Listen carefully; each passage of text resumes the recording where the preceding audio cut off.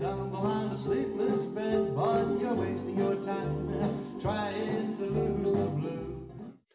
And now we're going to waste some time with James Pembroke, who's James. How the devil are you? I'm all right, mate. I'm up in my loft. You're up in your life. Yeah, tucked away, I like reading stuff. It's very, very romantic. It's like an artist's garret up there.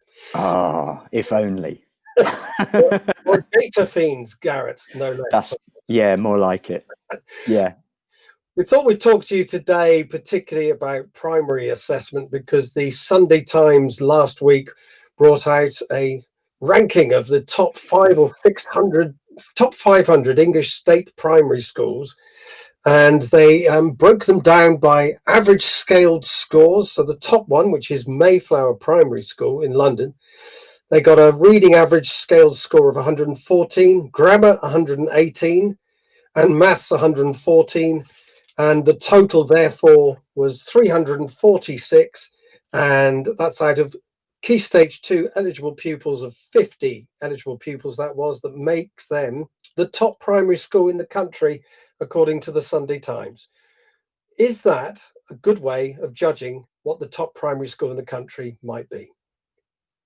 No. No. I mean, look, for them, great. You know, those are definitely high results. So their attainment is high, but it's just sort of, it's a very shallow level. It's not really recognizing anything else that schools are doing. So if you're just going to rank schools in order by their average scaled scores, then you're ignoring everything around the progress, the start points of children, disadvantage, their backgrounds. I tweeted about this, I assume, I was just sort of being sarcastic, joking. I assume that this is based on, because there was some chatter about it on Twitter, I assume this is based on inclusion, SEND and EAL language provision, support for the most disadvantaged children, community links, interventions, all these other strategies. I assume it's based on that, but of course it's not. It's just based on the outcome in a test. And it's not a true reflection of what schools do and what they're all about. It's just the outcome of a test at the end of Key Stage 2. And there are some absolutely brilliant primary schools that won't be recognized in those rankings, and they do all sorts of great things. And we've heard it during this lockdown. We've heard some amazing things about what primary schools are doing to support children, very, very disadvantaged children in their communities. There's more to it than average scaled scores. But if I'm a parent, which funnily enough I am, but no longer of primary age, but I want to know if the primary school down the road from me is any good, and if my offspring will do well academically. After all, that's one of the major reasons for going to school. Not all, but one of the major reasons, and will be, and I'm going to use this term advisedly, secondary ready. Yeah, secondary ready. What else should I look for? Well, I suppose, okay, yeah, it's a fair point. You know, the government used to use that phrase, secondary ready. I remember overhearing a conversation. I live in an area where there are grammar schools, and for some parents, their focus is on getting their child into a grammar school. And I remember overhearing a conversation where these are young parents of very young children talking about where to send their child in our area. And the relative merits of two schools, which are both quite high performing. And one parent says, well, that school is far more into the, and I quote, artsy fartsy stuff. And the other parent said, well, that's not going to get them into the grammar school, is it? And I'm thinking, I quite like that artsy fartsy stuff.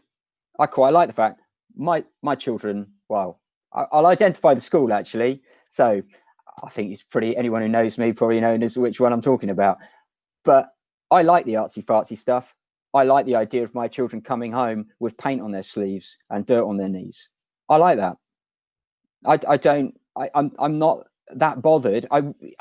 Yes, I want them to do well. I want them to be taught well. I want them to be secondary ready. I want them to go on to secondary school and do well. But there is more to it. There's more to primary education than just the outcomes in reading, maths, SPAG. There is. And I suppose you could get really high results by focusing on those things at the expense of the wider curriculum. Right. I So like the wider curriculum. school could be top of the rankings by narrowing its curriculum, for example. Well, yes, you could be.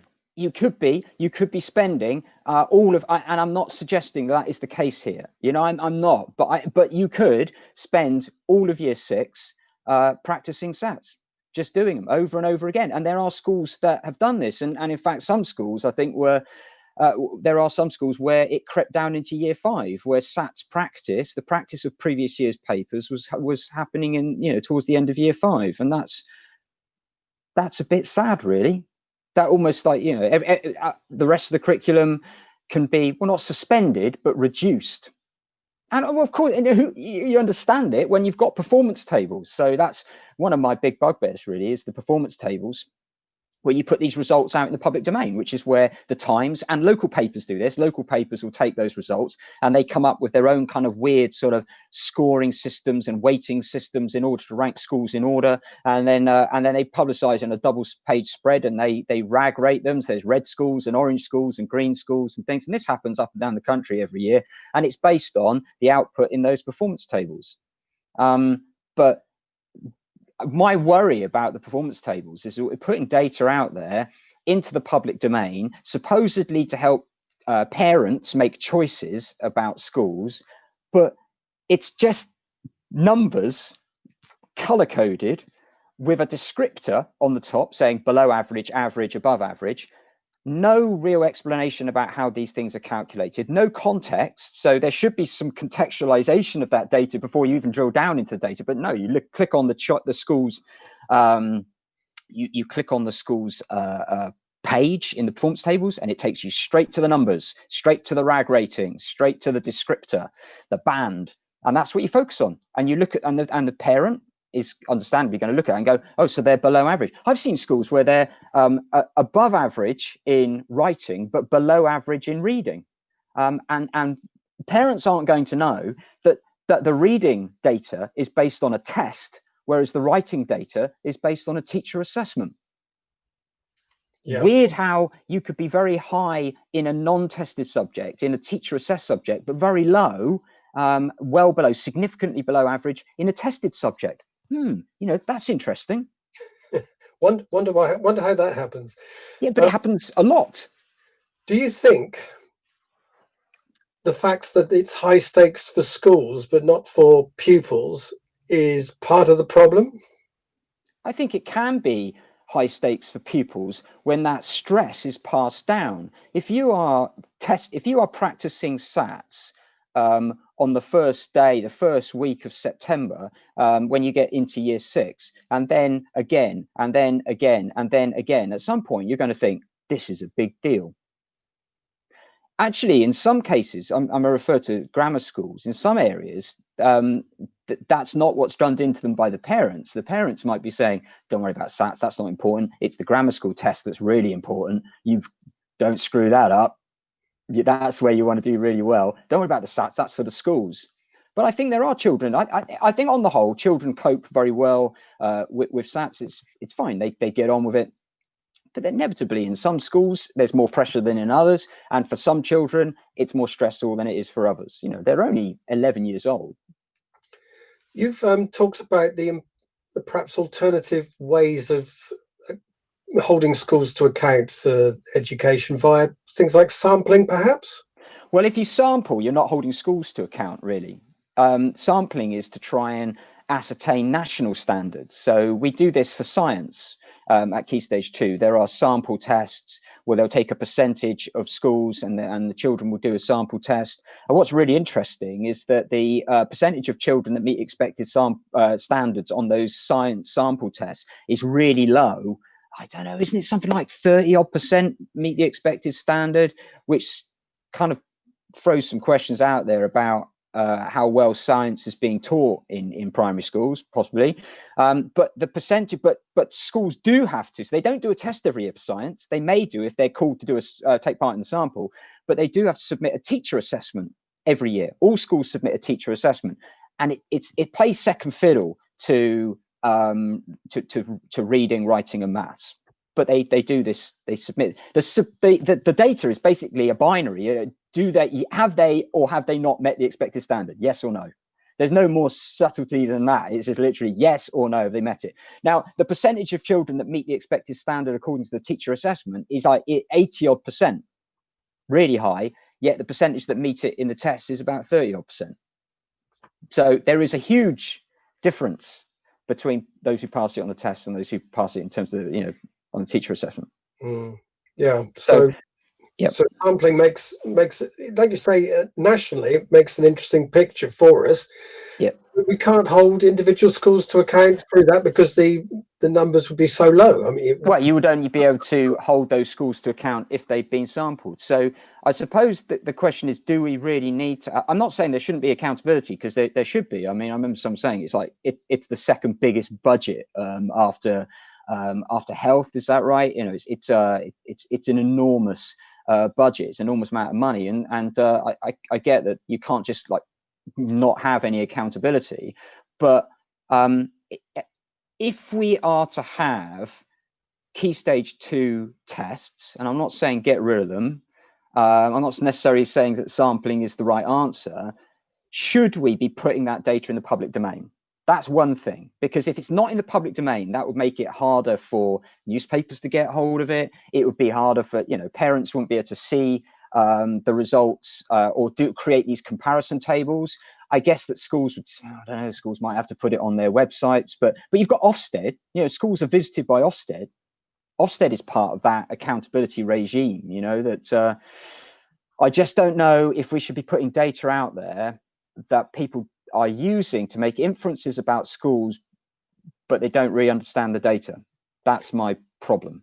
It's a funny thing with the sort of tension between Ofsted and sort of these key stage 2 SATs results, of course, is the one encourages you to narrow the curriculum and the other one wants you to expand the curriculum and be all singing, all dancing, and those two are sort of at loggerheads perhaps. Absolutely. I mean, Ofsted will say, we expect to come in and see a broad and balanced curriculum and all this, but they produce every year a document called the Inspection Data Summary Report, the IDSR, which thankfully, mercifully, is only 6 pages long these days. It's been on a bit of a journey, this document. You remember the days of Raise Online? A Raise report was over 100 pages long. The first version of the IDSR, the Inspection Data Summary Report, was 22 pages long. The next version was 11 pages long. Now it's down to 6 pages long, and it's just a series of statements, narrative, kind of, this is what we think about your school. So they produce that every year, and that's supposed to give some context to the Ofsted inspector. But it is overwhelmingly based on the results in reading, writing, and maths, with a bit of spag thrown in. So it's about English and maths. That's what the IDSR is based on. It's not really based on the broad and balanced curriculum, because there's no data out there. So their picture of a school is drawn from previous Ofsted report, the school's website, which will include all the other sort of stuff that they do and the extracurricular stuff and what have you. So they will get information from that. But this report that they have that says this school is significantly below and it's significantly above and it's in the bottom 20% or in the top 20%, and it's, all these sorts, this is all based on English and maths. It's all based on predominantly Key Stage 2, but also at Key Stage 1 and Phonics. So yeah, on the one hand, they're saying broad and balanced curriculum. On the other hand, it's saying we're going to produce this report that summarizes your performance in English and maths. Is it to some extent part of back to basics, reading, writing, arithmetic, 3 hours sort of idea, and then a bit of STEM thrown at it as well, really? But that primary schools are there just to get you reading, writing, and adding up, and secondary schools can do all the rest. Well, I suppose I'm going outside of my remit here, commenting on this. I think that's how it could be viewed. I think that primary teachers would have something to say about that, but that's not what they're there for. But sometimes I guess it feels like that. And yeah, I mean, English and maths are important, and we want to try and ascertain the standards in English and maths. They've got a new, well, it's not that new now, a national curriculum. It's been completely sort of overhauled. All this stuff about sort of fewer things in greater depth, I think. But yeah, so that's what they are predominantly teaching, and that is what they are almost entirely assessed on. So that's where the focus lies. sometimes to the detriment of other things. But I don't think that's what primary teachers want necessarily. And where do you stand on the idea of subjects at primary schools rather than topic, and afternoons doing topics and perhaps morning doing the old-fashioned way almost, this, I suppose, the numeracy and literacy in the morning and topic in the afternoon, project work and all that. Is that something which prepares kids well for a further education? I'm a data person. So I'm gonna bat that one away. But the school has the national curriculum provides a framework around which the school constructs its own curriculum. At the end of the day, they are going to be assessed as to whether children have met expected standards or not, and it's up to them how they get children there. Right. It is up to them how they build their curriculum, how they design their curriculum to get children to that point. It's entirely up to them. So if it works, it works. And schools are taking quite radically different approaches, I think, now to get to meet those aims. Now, the primary school of the year, according to the Sunday Times, was St Anthony's Roman Catholic Primary School in Forest Gate in East London. Okay. Now, the head teacher there concludes that the common denominator about getting good results in schools was whether teachers cared about children's achievement. And I'm reading into that the achievement is data achievement, key stage 2 test achievement and all that. And the implication is there perhaps that some primary schools do lose focus on the SATs. I would say that achievement is a far broader thing, actually. I think attainment is what you're describing. I think achievement is more than that. Achievement is about not just about results. It's about progress. It's about start points. It's about overcoming barriers to learning and what have you. It's about, I think achievement is something, attainment you can measure. You can measure it in a test where you can't measure everything, but you can sample from the domains of children's knowledge, and you can measure certain things in tests, and tests do a reasonably good job of doing that. Achievement, I don't know if that's something that you can measure, because I think it's a far broader concept. Okay. Now, there's more than one key stage 2 test now. There's key stage 1 test as well, isn't there? So it's not just tests. There's also phonics tests. Tell me about the whole plethora of tests being thrown at primaries at the moment. Okay, so we'll start at the beginning, and it's not necessarily just tests, because below key stage 2, that it's really about teacher assessment. So they might be informed by tests, but it's about teacher assessment. So at we'll start from the beginning. At the moment, there is a foundation stage profile, which is an assessment made at the end of the reception years. This is when children are 5 years old. And this is a very broad assessment. So you're taking 17 early learning goals, which are spread across 7 areas of learning. So we're talking about personal, social, emotional development, physical development, knowledge and understanding of the world, as well as literacy and numeracy. So it's a very broad assessment. And teachers will make, at the end of reception, they'll make an assessment about child's development in these 17 early learning goals. So at the moment, you make this assessment in 3 outcomes.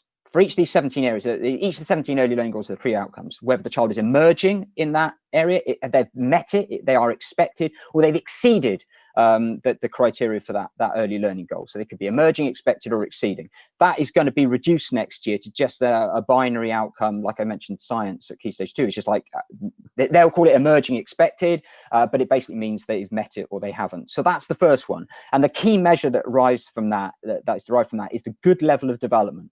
If children have met the early learning goals, in these key early learning goals, and there are 12 of the 17 that are counted as the key ones, I think early years teachers will say they're all key, actually, but there are 12 that the government decide that make up this good level of development. If the child has met those, they are deemed to have made a good level of development, and the percentage making a good level of development is a key measure. Okay, so there's number one. That's going to be added to by the reception baseline is coming along.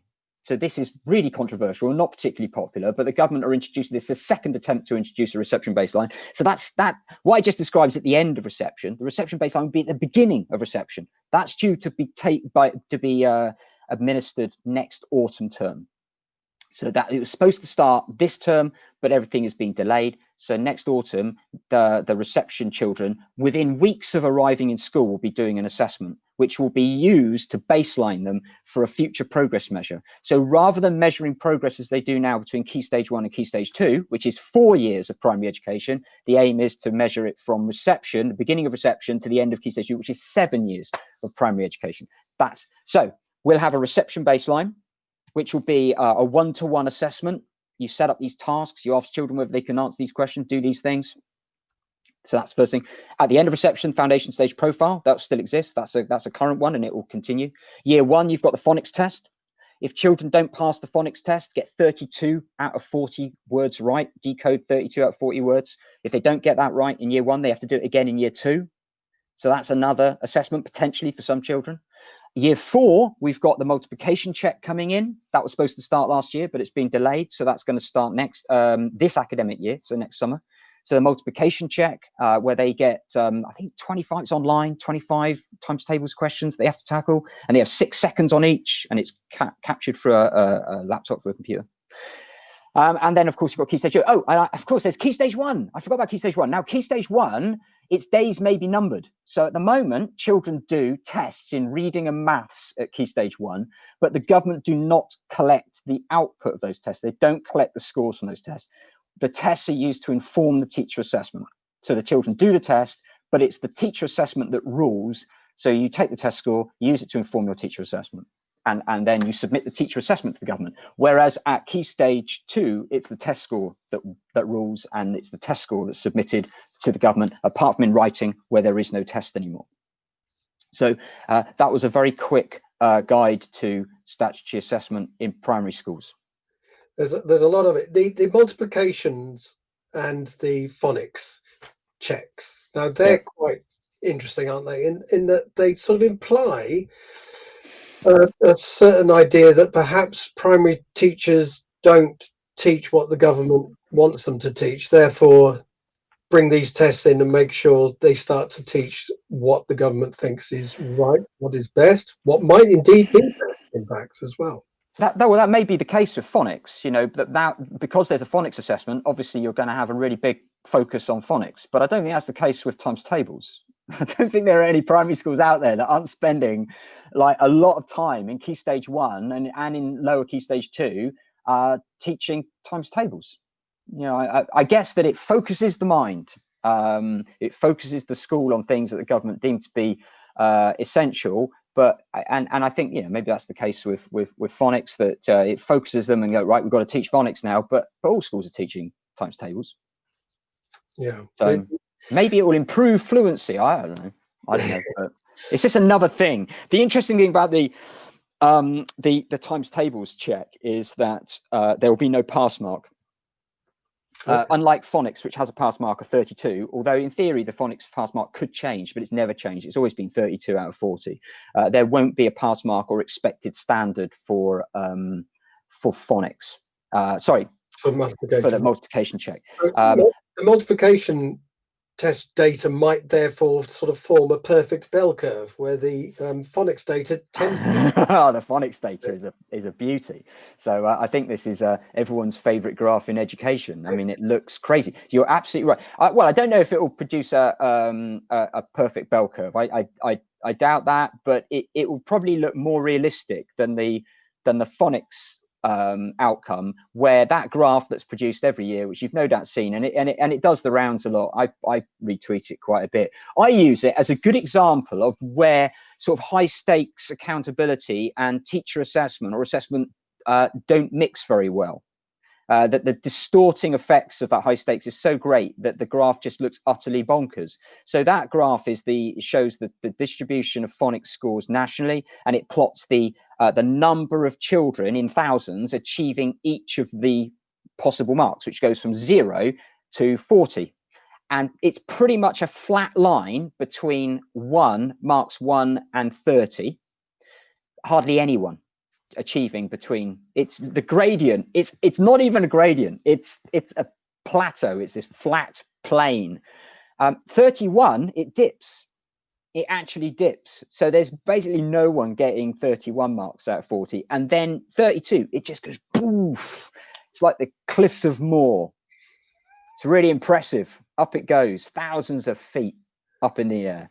We'll have to show some drawings of that in the when it goes out online. I've always said, I wonder what it would look like if no one collected the data. Would it look like that? And I'm suspicious that it wouldn't. Now, in the days of levels, when my daughter was at primary school, I could get an idea, which didn't mean much to me, I must say, of where she was in her progress, and what her targets were, which were also rather mundane and bizarre, shall I say, but I'm not going to go there. Now, as a parent, as a teacher, as a head teacher, as a government, how well can I judge how pupils are progressing through primary schools? Well, the government are only really focused on those measures, aren't they? So at the moment they measure from key stage 1 to key stage 2, and I was going to mention that when this baseline kicks in, they're going to scrap key stage 1. So at the moment it looks like they'll scrap key stage 1 in 2024. That'll be the last cohort to be measured at key stage 1 will be 2023 cohort. 2024 Dutch cohort will have a reception baseline, so they're going to use that instead. But the government are only really care about that progress measure, which is a value-added measure. And we've had value-added measures for years. In fact, we had value-added measures for primary schools and for secondary schools at the same time we had a levels of progress measure. So we would say that we're going to measure your progress in levels, how many levels of progress you've made between key stage 1 and key stage 2, and we're going to measure your value-added as well. And the two things were completely different, and they sometimes contradicted one another. So you could have a school where 100% of children made expected progress because they all made 2 levels of progress, but their value added was in the tank. So how is it that everyone's made expected progress, but my value added is significantly below? So they've made good progress, but they haven't made good progress. Make up your mind. They got rid of levels for many reasons, that they were being used for, we kind of expected too much of them. And I think the rot really started to set in when they were split into sub-levels. And they were split into sub-levels to try and create more. It's like taking a GCSE grade and saying that they're like C minus, or C plus. It's kind of like that. You're trying to add more nuance in, which I understand. But then you just get teachers sitting around arguing over whether a child was a 2B or a 2A. And then it got even more crazy because schools were under pressure to. The DFE just measured progress. Am I still there, by the way? I've just locked up. You still hear me okay? You're fine. You're with me anyway. Okay, great. Sorry. The DFE measured progress from key stage 1 to key stage 2, and that's all they really cared about. But schools are under pressure to measure progress more often to show Ofsted. So they would use their own progress measures. They'd invent their own progress measures. And what this generally meant was subdividing levels and then subdividing the subdivisions and then subdividing the subdivisions, just inventing more and more and more steps. So just this fallacy, this idea that the more bands I invent, the more progress children make, which of course was bonkers. So we all thought that it was telling us something, but it wasn't. It wasn't telling us anything at all. But we're all talking the same kind of nonsense. It was nonsense in the same language. So. Right. So the progress today, then, how do I know? How do I know? And should I know? Can I judge any way a child is making progress in primary school? Is it just intuition of experienced teachers? Can a new teacher judge it well? Do we know where we're going with it? I mean, how do we do it? Right. So I think we have to accept that measuring progress is something really, really difficult. The DFE's value added is probably about as good as it's going to get, and that requires a big national database and lots of number crunching, and it's a retrospective measure. The benchmarks change every year anyway. That's their official measure. In terms of parents, I think that what parents need is something that's quite clear. They need clarity. So basically, what most primary schools now are telling parents whether children are meeting expectations, working above expectations, or working below. That's and in terms of teacher assessment, that's broad, but teacher assessment is broad. It's broad and it's subjective and it's potentially biased, and that bias gets worse and it becomes increasingly distorted when sort of the higher the stakes are. But yeah, so you tell parents that this child is coping with the curriculum, keeping pace with the curriculum, can do the things we're teaching them, they're fine. So they're fine. And then the next term we assess them, they're still fine. They're keeping pace.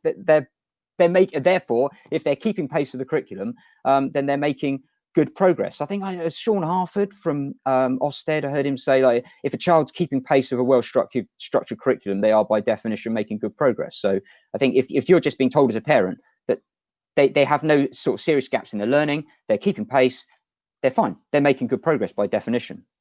I think it gets more complicated when you have sort of children with additional needs, with special educational needs, and they will have more individualized targets, and you'll be talking about their progress towards those targets. Sometimes if a child has an EHCP, then they will have targets that link to those that will be agreed with the parents. What we've done, as I said earlier, with levels, you subdivided and subdivided levels. What a lot of schools will do with children with special educational needs is take sort of P-scale type assessments and subdivide those. So they end up with these little micro steps. And look, they've made 3 steps of progress in the last term, which is pretty abstract and doesn't really mean much. And the other risk with these sorts of measures is that teachers are tempted to put them into a lower band at the start of the year and a higher band at the end of the year. And they go, look, they've made good progress. I think we're trying to define things that can't really be defined, measure things that can't really be measured. And sometimes the only way to get the message across is through conversation. Sometimes we desperately want measures. We definitely desperately want numbers, but there are some things that just can't be measured, and I think we just have to accept that. Amanda Spielman gave a speech a couple of years ago, which I refer to quite a bit, where she said we don't need to see tracking of pupil progress every 6 weeks and vast elaborate spreadsheets.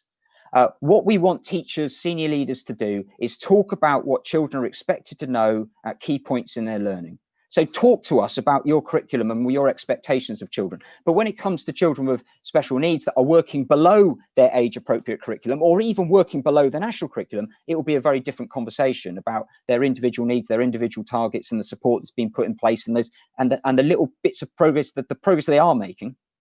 And then she said, like, how they know it.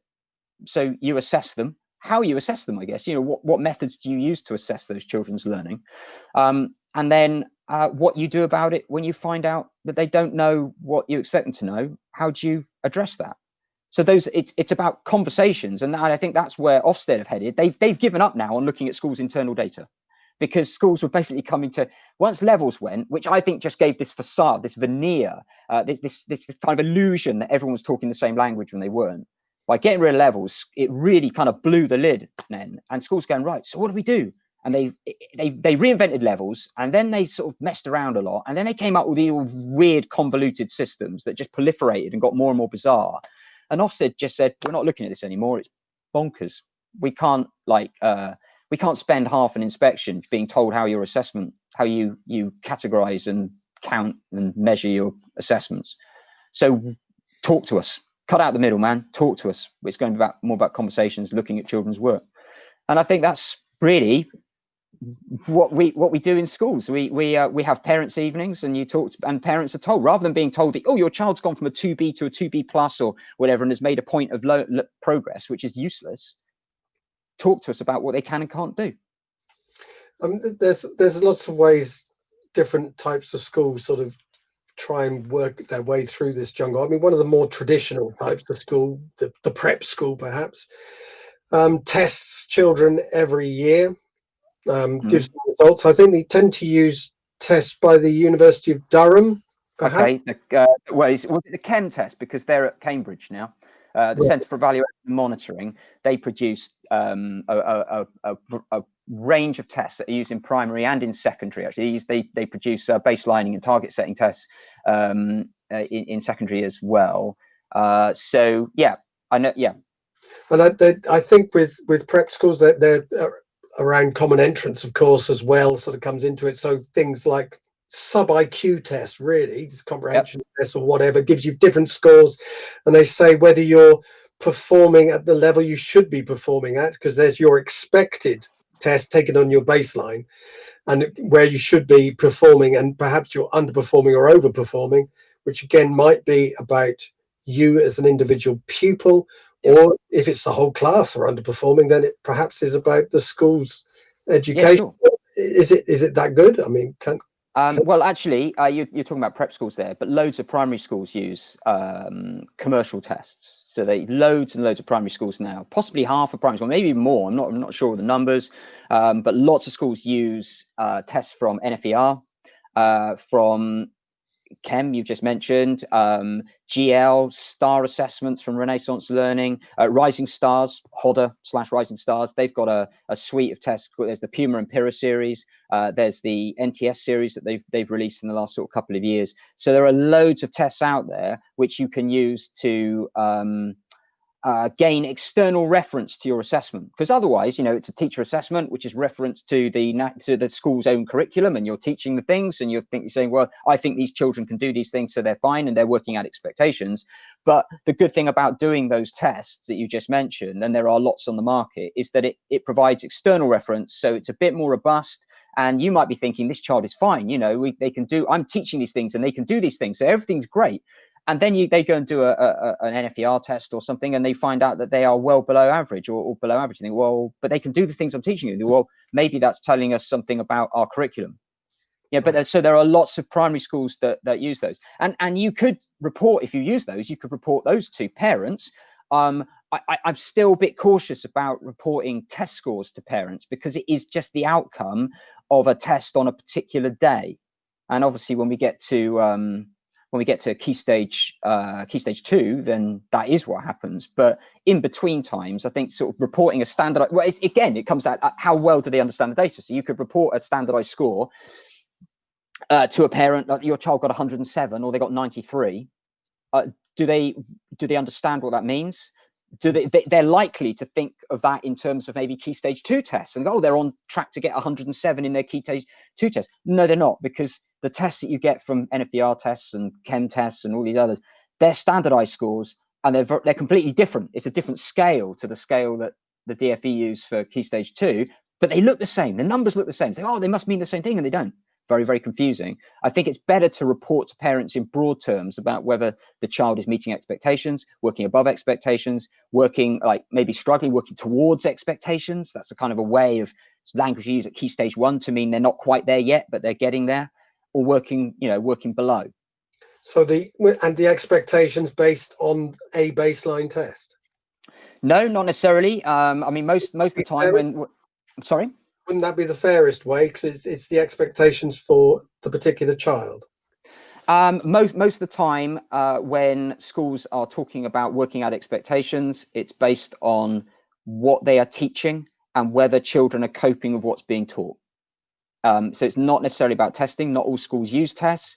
Baseline tests, actually, that's quite a rare thing. I think that's something that schools have struggled with this year, particularly where children have come back in September, having had a big break in learning, and schools do want to try and ascertain just how far behind they are. So this is actually one occasion where primary schools have used tests at the beginning of the year, because normally they use a test if they are using standardized tests. Then those tests would be administered at the end of the autumn term, the end of the spring term, the end of the summer term. So a lot of them do 3 times a year, but not a baseline test.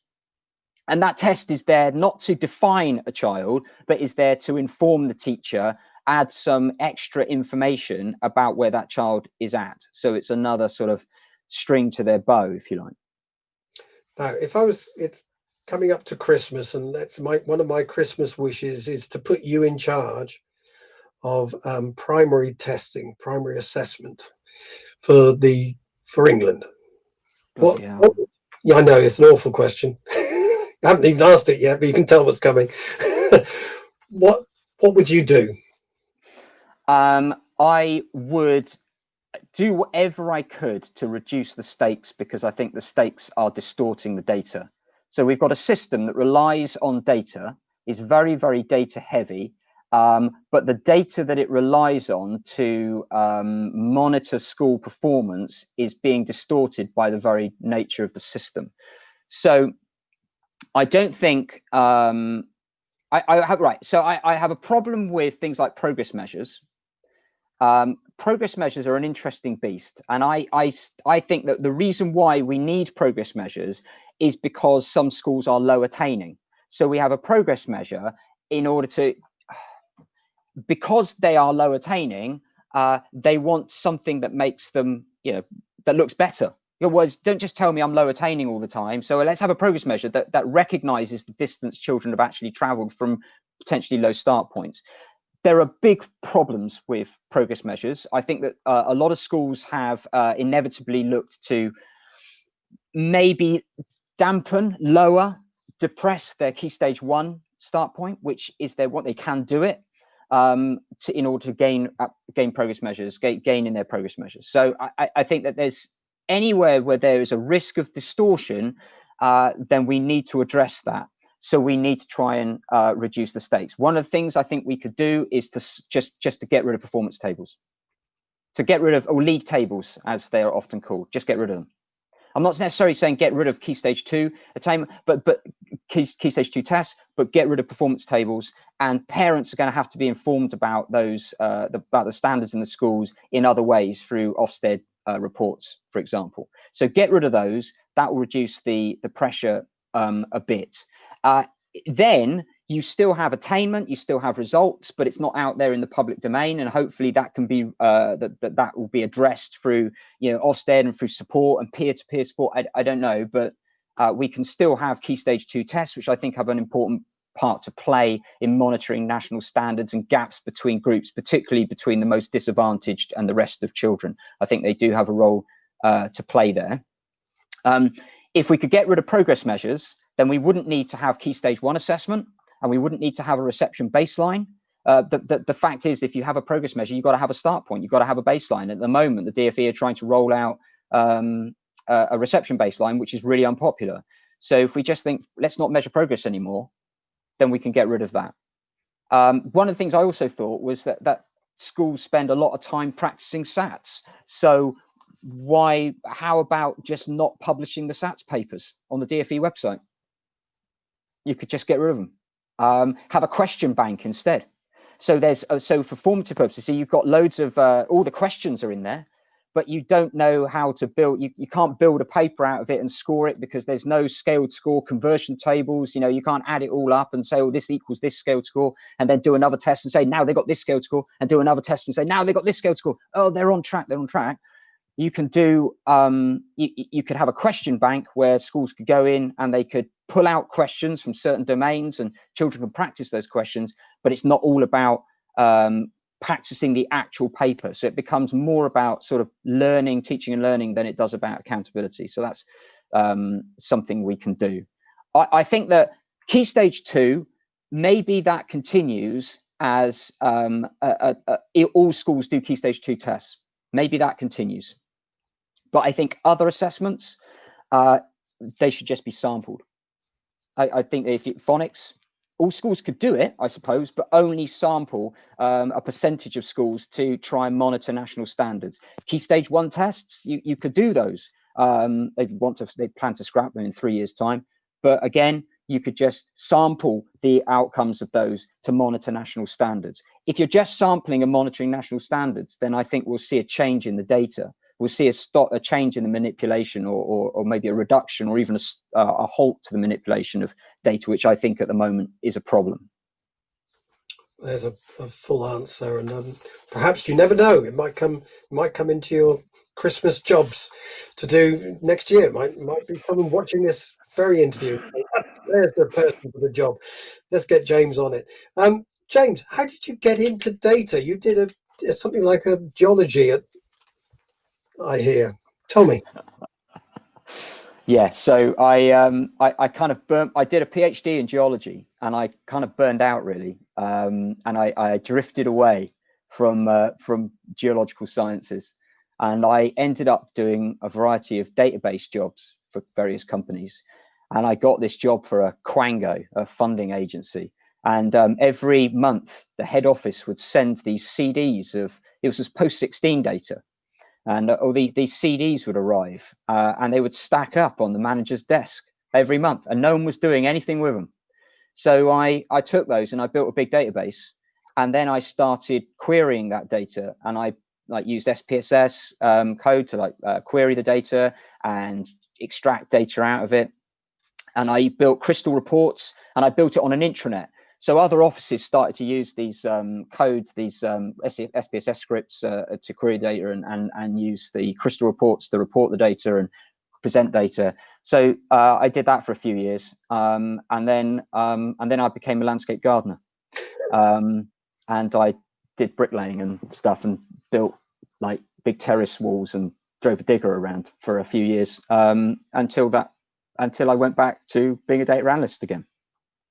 So there you go. And I was a data analyst for a local authority, and I increasingly became school facing. So rather than sat at a desk just analyzing data, I was getting pushed out more and more to go and visit schools, which I loved, absolutely loved it. And I used to ride around Gloucestershire on a motorbike and go and visit head teachers and talk to them about their data, and talk to them about RAISE and FFT and target setting and how to interpret all this stuff. And I like that. And then I just thought, when I started tweeting about it and writing blogs about it, I thought, I'm going to give this a crack and see if I can do this on my own. So I quit, and that's what I did. And that was 6 years ago, I think. 5 or 6 years ago now, and so that's what I've been doing ever since. Have you still got the motorbike? Oh mate, I haven't. I had a bit of a scare on a CBR, and I a very, very near miss, and it really put the frights up me, and I got rid of it then. Someone undertook me doing about 120 miles an hour just as I was about to change lanes, and I must have missed their wing mirror by about 6 inches. It was scary. So I'd quite like another one. Yeah, I would quite like another one. Maybe something sensible with a fairing on it and big panniers. You mean sensible? You mean a car? Oh, you know what I mean. Somewhere in the middle. What about one of those three-wheelers, trike things? No, one of those big custom things. Yeah. You can get your mates on, like have a sofa on the back. Yeah. And a standard lamp. Yeah. You see old bikers on those. I tell you, they always look. Yeah. It'd be good. I'd like to do some touring, around the Alps, around Europe. That would be good one day. But yeah, we'll see. Just to throw something in at the end here, IQ. Have you got any thoughts on IQ measurements? I don't really know a huge amount about IQ measurements. I was reading something really interesting actually in this book. I don't know if you can see this in Measuring Up, Daniel Koritz's book about IQ and how people use that to define. So there was someone that would answer questions in an American newspaper. It's like it's a syndicated thing in American newspaper, and this person was claimed to be the most intelligent person in the world because of the most intelligent person in America because of their IQ test. And it's just the outcome of this one test that's supposed to, but it's not a measure of someone's entire intelligence. It's just on it's a very narrow thing it's measuring. And obviously it doesn't measure the curriculum that children are being taught. I mean, I think there is. So a lot of schools, secondary schools particularly, use IQ tests, CAT tests. So use CAT scores, which are broken down into cognitive reasoning, verbal reasoning, non-verbal reasoning. There's sort of spatial elements as well. So and then you've got this sort of aggregated score, which is quite interesting in that it's not curriculum linked. So it's almost like they're overriding the key. They can't override the Key Stage 2 result because they're held to account on the progress made from the Key Stage 2 result, which annoys them often. But the CAT score it sits aside from that, and it gives them some idea of a child's like problem-solving ability, the way they can spot patterns and all that sort of thing. So that's a bit like an IQ test. And one of the things I think is quite interesting about that is that it enables. So when primary schools talk about children working at greater depth, and I think that greater depth maybe has this. It's sometimes people they're talking about greater depth and then above and then exceeding, as if all those three things are all sort of synonymous. And they're not. I think you can exceed someone's expectations, but are you working at greater depth? And what is your definition of greater depth? And is your definition of greater depth just the top 25% of children in the class? Whereas I guess if you do a CAT test, then maybe that can give you a better idea. Maybe that will unlock that. Maybe that will identify children that are getting very high scores. I remember someone telling me once that they used CAT tests this is in a primary school, in a rural primary school, and they had a child for whom English was an additional language, very shy. English was not that strong at that point, and they said they're kind of horrified now thinking about it. We were giving this child some really quite basic stuff to do, and then we bought into this package of tests, and we thought, well, let's be interested. We bought in, let's get children to do the CAT test. So they got all these children to do a CAT test, and this child scored something like 141 on a CAT test, and well, that puts them into the top 0.5%, top 0.3% nationally, and they kind of go pale. What have we been getting this kid to do? Oh my gosh! So it can be really useful in unlocking that, should we say, potential, but finding those children who have maybe a strength somewhere that's been untapped, hasn't been identified, that maybe they're working below in terms of the curriculum. Maybe they're not meeting the standards that you've set within the curriculum. Maybe they are formed, maybe they are not engaged in learning particularly. Maybe they've switched off, and then but something like that, go, bloody hell, that's high. So maybe that like it has a part to play, but it's a score on a particular test that measures particular things. It certainly doesn't necessarily it doesn't tell you the entire story. You need more information. You need intelligence. Now, how do schools get in touch with you, and what can you do?